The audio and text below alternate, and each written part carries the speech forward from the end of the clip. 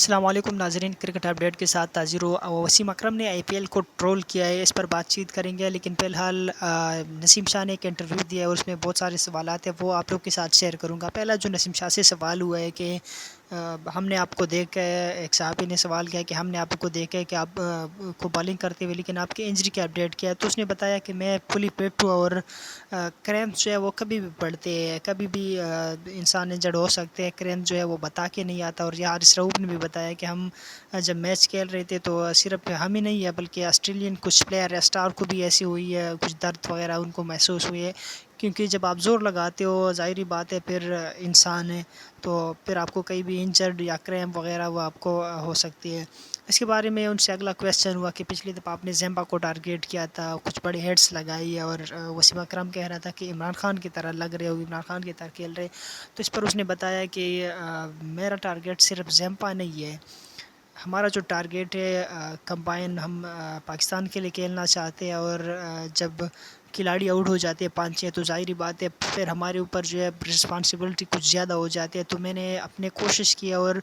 میں نے صرف زیمبا کو ٹارگیٹ نہیں کیا بلکہ جو بھی بالر میرے سامنے آئے میں محنت کروں، میں کچھ سکور بناؤں، گریز پر کھڑے رہو، اور جب 5-6 آؤٹ ہو جاتے ہیں اور صرف ٹیلنڈر رہ جاتے ہیں تو پھر اپوزیشن تو یہ سوچتے ہیں کہ بس ابھی 3-4 اوور میں سارے آؤٹ ہو جائیں گے،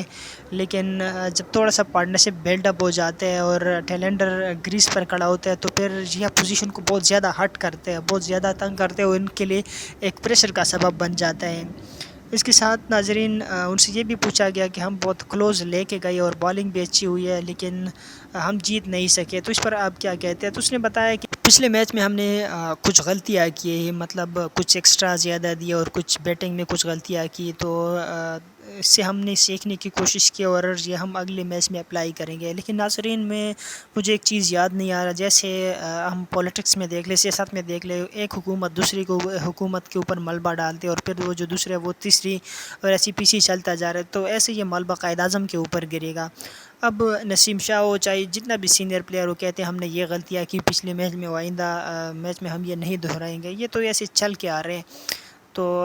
یہ ایسا نہیں ہے۔ مطلب ہم کب سیکھیں گے، ہم کب یہ کریں گے، لیکن کبھی کبھی لک کی بات بھی ہوتی ہے اور زیادہ محنت کی بات بھی ہوتی ہے کہ آسٹریلیا جیسے مطلب ان کے پاس اتنی اچھی بالنگ ہے اور انہوں نے کیسے بلڈ اپ کیا، تو ہمیں ہمارے پاکستان اور پی سی بی کو بھی یہ ساری چیزیں دیکھنی چاہیے۔ ہمارے پاس بھی اچھے اچھے بالر ہیں، ہم ثناء اللہ کو دیکھ رہے ہیں، ثناء اللہ آج کل کدھر ہے، تو اصل میں ہمارے مسئلہ یہاں سے سٹارٹ ہوتا ہے۔ اس کے ساتھ ناظرین نسیم شاہ نے اس انٹرویو میں بھی بتایا اور بہت سارے کرکٹ ایکسپرٹ اور جو